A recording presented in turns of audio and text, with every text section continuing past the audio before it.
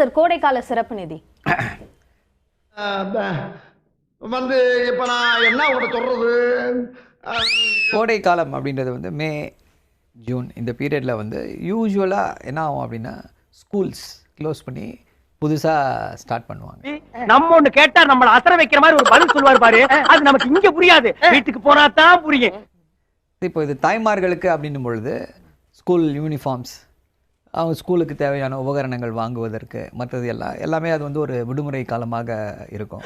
என்னென்ன சொல்கிறோம் பாருங்க, கம்பி கட்டுற கதையெல்லாம் எடுத்து போடுறாங்க. அதிமுக ஆட்சி காலத்தில் 2 செட் யூனிஃபார்ம் கொடுத்தோம், காலனி கொடுத்தோம், சைக்கிள் கொடுத்தோம், ஜாமெட்ரி பாக்ஸ் கொடுத்தோம், புக்ஸ் கொடுத்தோம். மக்களுக்கு அந்த தேவை இல்லை, அது நீங்கள் கொடுக்கல, இப்போ நிறுத்தி இருக்கீங்க. அப்போ அது உண்மையாக வெளியே வருதா? சாம்பார் அப்போ எனக்கு இப்போ நீங்கள் மக்கள் நலத்திட்டம்னு சொல்லி தேர்தல் வரதுக்கு 2 மாதம் முன்னாடி பண்ணிங்கன்னா 5 ஆண்டு காலமாக நாங்கள் வைக்கிற குற்றச்சாட்டு என்ன? இந்தியாவின் நம்பர் 1 கடன் வாங்குற மாநிலமாக நீங்கள் மாற்றி மக்கள் நலத்திட்டங்கள் எதுவுமே பண்ணலை, கொள்ளையடிக்கலாம் மட்டும்தான் குறியா இருந்தீங்கிறதோட வாக்குமூலம் தானே அது. காலங்காத்தால உனக்கு குறவழி வரைக்கும் சோத்த போட்டு வண்டியில ஏத்திட்டு வந்ததுக்கு உன்னால என்ன பண்ண முடியுமோ அதை பண்ணிட்டேன். ஸோ அந்த அடிப்படையில் கோடை காலத்திற்காக தமிழ்நாட்டின் முதல்வர் இப்படி ஒரு நிதியை அறிவித்திருக்கிறார். அதுதான் அவர் கேட்குறாரு. இதற்கு முந்தைய 2025லயோ 24லயோ 23லயோ கோடைக்காலம் வரலையா? இப்படி குண்டக்க மண்டக்க பேசினா ஒரு மனுஷன் என்னதாப்பா பண்ண முடியும்பா? வந்துச்சு, கோடைக்காலம் வந்துச்சு, கோடைக்காலம் வந்து கொண்டே தான் இருக்கும். எல்லா ஆண்டுகளும் கோடைக்காலம் வந்து கொண்டு தான் இருக்கும். இப்போதானே தமிழ்நாட்டுடைய நிதி நிலையில வந்து வசந்த காலம் வீச தொடங்கி இருக்கிறது. இங்கிருந்து செருப்பு வரலன்னு சந்தோஷப்படு. ஸோ அந்த அடிப்படையில் தானே நீங்கள் வந்து பார்க்க முடியும். இப்போது முதல்வர் வந்து பார்த்தீங்கன்னா என்ன சொன்னார்னா, நாங்கள் வந்து எவ்வளவு வேண்டுமானாலும் தர தயாராக இருக்கிறோம். டேய், அடுத்தவன் காத்துல எப்பவுமே சோசியலிசம் பேசாதீங்கடா, அவன் காத்துல சோசியலிசம் பேசுங்கடா. நிதி நிலைமை மட்டும்தான் எங்களுடைய ஒரே ரெஸ்ட்ரிக்டிங் ஃபேக்டர் அப்படின்றத தெளிவாக முன்வைத்திருக்கிறார். அப்படியே ஒரே புடுங்க புடுங்கி இங்க நட்டுருப்பாரு. ஒரு புறம் சட்டமன்ற தேர்தல் நடக்கிறதுக்கு முன்னாடி 10,000 ரூபாய் வரவு வைக்கப்பட்டது, அதனாலதான் பிஜேபி வெற்றி பெற்றது அப்படின்ற அந்த விமர்சனத்தை எதிர்கட்சிகள், இந்தியா கூட்டணி கட்சிகள் முன் வைத்தாங்களா இல்லையா? சண்டாளா நினைச்ச மாதிரியே சரிங்க திருப்பி விட்டானே, நான் என்ன பண்ணுவேன்? இங்க மாட்டினா சீவலு, இங்க மாட்டினா செதறலு. பீகார்ல வந்து பாஜக ஜெயித்ததற்கு காரணம் ஓட்டு திருட்டு. உனக்கு என்னப்பா, நீ பைத்தியம், நீ என்ன வேண்டாலும் பேசலாம். எஸ்ஐஆரின் மூலமாக கள்ளத்தனமாக இஸ்லாமியர்களுடைய வாக்குகளையும் பிற்படுத்தப்பட்டவர்கள் வாக்குகளையும் பெண்களுடைய வாக்குகளையும் ஒதுக்கியதால் அவர்களை வாக்கை திட்டமிட்டு நீக்கியதால வெற்றிக்கு காரணம் இல்ல. பீகார்ல இந்த காரணத்தினால தான் அவர்கள் வந்து ஜெயித்தார்கள். இது எல்லாருக்குமே வந்து தெரிந்த 10,000 ரூபாய் காரணம் இல்ல. 10,000 எந்த ட்ரெண்ட்ல பேசினாலும் எந்த ரூட்ல போனாலும் விடவே மாட்டேங்கிறானே. நான் என்ன ரூபாய் வந்து யாருக்கு கொடுத்தாங்க, அது இம்பாக்ட் இருக்கா இல்லையான்னு நீங்க பீகார்ல இருக்கவங்க கிட்ட தான் போய் கேட்கணும். அங்க இருக்கக்கூடிய அது விமர்சனம் யாரா விமர்சனம் வைத்திருப்பார்கள். எங்களை கேட்டீங்க அப்படின்னா பீகார்ல ஜெயிப்பதற்கு இதுதான் காரணம், வேற எந்த காரணமும் கிடையாது. இந்த காரி மூஞ்ச கதையெல்லாம் ஒரு காவிய கதை மாதிரி இங்க வந்து சொல்லி அங்க டைம் வேஸ்ட் பண்ணுகிறேன். போட மரியாதையா. சேப்பாக்கத்துல வேணா விசில் சத்தத்தை நிறுத்தலாம், மக்கள் மன்றத்துல எங்களோட விசில் சத்தத்தை நிறுத்தவே முடியாது. ஓப்பனிங் சீன்லயே அவமானமா. 2026 தேர்தல் என்பது டெல்லிக்கும் தமிழ்நாட்டுக்கும் தான் போட்டி. என்னடா இந்த லூசு என்ன எதிரின்னு சொல்லிட்டு போறான்? இப்படிதான் சோறு சொல்லி திரியறான். இடையில வந்து யாரு நாங்க தான் வரப்போறோம் அப்படின்னா அதில் அவங்களே வேணா சொல்லிக்கிறலாம். அப்புறம் ஏன் பாஸ் அழுகுறீங்க? அது வலி, வேற டிபார்ட்மெண்ட். கட்சி ஆரம்பிக்கணும்னு சொன்னார், ஆரம்பித்தார். பொறுப்புகள் போடணும்னு சொன்னார், பொறுப்புகளை போட்டார். நிர்வாகிகளை போட்டார், எல்லாம் போட்டார். சொன்னதை செஞ்சாருன்னாரு. அந்த ஜனநாயகன் வெளிவரும் சொன்னார், வெளிவந்ததா? இவெல்லாம் பேசுற பேச்சா இது? பேச்சுல ஒரு நியாய தர்மம் வேண்டாம். ஜனநாயகன் உங்களால் ரிலீஸ் பண்ண முடியுமான்னு கேட்டார். அதை தானே நாங்களும் சொல்கிறோம். நேர்மையாக இருக்கிறவனுக்கு எப்போவுமே சோதனை அதிகம், புரிஞ்சுக்குங்க. நல்லவங்களை ஆண்டவன் சோதிப்பான், கைவிட மாட்டான். கெட்டவங்களுக்கு ஆண்டவன் நிறைய கொடுப்பான், ஆனா கை விட்டுடுவான்.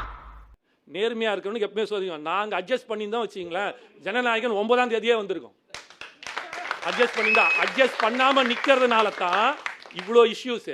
உண்மை எதுக்கு சொல்றேன்? அப்ப அவர் சொல்றாரு, என்னோட எந்த அழுத்தத்துக்கு நான் வந்து பணிய மாட்டேன் அப்படின்னு சொல்றாரு. நான் ஊழலை ஒழிப்பேன், இருக்கிற இடத்துல நான் மட்டும் இல்ல யாரையும் ஊழல் செய்ய விட மாட்டேன். அதை சொல்ற டானி கூட உங்ககிட்ட கிடையாது. வெக்கமா இல்ல உனக்கு? முதல்ல அதாவது கோடி கணக்கில் போட்டு படம் எடுத்திருக்கிறாங்க. அந்த படத்துக்கே வந்து நீங்கள் வந்து படத்தையே வெளியிட முடியல. அதுக்கே திணறிக்கிட்டு இருக்கீங்க, அதுக்கே முக்கிக்கிட்டு இருக்கீங்க. என்னப்பா பண்ண சொல்ற? முருகன் ஒவ்வொருத்தரோட வாழ்க்கையும் தாறுமாறா விளையாடுறான்ப்பா. கூட கேட்கலாம், உங்களுக்கு சூடு சொரணை இருந்துச்சுன்னா ராஜபக்சேயோட நீங்க கை கொடுத்திருப்பீங்களா அப்படி நாங்க கேட்க மாட்டோம். இல்ல கேட்கலாம், ஆனா நாங்க கேட்க மாட்டோம். சொல்லவான்னு தான் எல்லாத்தையும் சொல்லிட்டியே, நானாவது அடியில காந்தம் வச்சு நீ எனக்கு ஆப்பு வச்சிட்டியடா. பெண்கள் பாதுகாப்பில் இந்தியாவில் தமிழகம் முன்னேறிய முதல் மாநிலமா இருக்கு. என்னது ஒரு பேச்சுக்கு சொன்னா உடனே நல்ல சிறப்பா பிக்கிறாங்க. இல்ல புள்ளி விவரத்தை போய் பாருங்க. பெண்களுக்கு எதிராக குற்றம் நடக்கக்கூடிய இந்தியாவில் முதல் 10 மாநிலங்களில் தமிழகம் இல்லை. அப்படித்தான் அவர் பத்திரிகையாளரா இல்ல திமுக செய்தி தொடர்பாளரான்னு தெரியல. கண்டு விட்டாளையா, சூச்சமத்தை கண்டு விட்டாளே. அப்படியே கத்தி கத்தி பேசுறாரு. செய்தி சேகரிக்க சென்ற பத்திரிகையாளரை ஆளும் திமுக எம்எல்ஏ தாக்கினாரு. அப்போ உங்க வாயில புண்ணு இருந்துச்சா? கரெக்டா கட்டுவிட்டா. அப்ப கேள்வி கேட்டீங்களா? பெண்களுக்கு பாதுகாப்பு நிறைந்த மாநிலமாக தமிழ்நாடு இருக்குன்னு நீங்க சொல்றீங்களா? அண்ணா யூனிவர்சிட்டியில் படிக்க வந்த பெண்ணே பாலியல் ரீதியாக வன்புணர்வு செய்தது யாரு? ஆளும் திமுக கட்சியை சார்ந்தவர். டீசெண்டா போ, கத்தாத அண்ணன் கத்தனா. டேய் இந்தடா, ஓடாத டீசெண்டா போ, காட்டி குத்துறாத, ஓடாத டீசெண்டா போ, காட்டி குத்துறா. அண்ணா நகரில் 10 வயது சிறுமியை பாலியல் வன்புணர்வு செய்தது யாரு? ஆளும் கட்சியை சார்ந்தவர். நீதிமன்றத்துக்கு போகின்ற போது அதை விசாரிக்க கூடாது என்று தடுத்தது யாரு? இதே திமுக அரசாங்கம். கிளம்ப வேண்டியதானே? அதான் துப்பிட்டில போக வேண்டியதானே? மக்களுடைய கிட்னியை கொள்ளையடிக்கக்கூடியது யாரு? ஆளும் திமுக கட்சியை சார்ந்தவர்கள் தான்.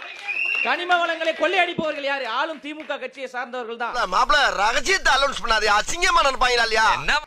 மக்களை சந்திக்க அண்ணா சொல்றாரு, மக்களிடம் செல்லுன்னு சொல்றாரு.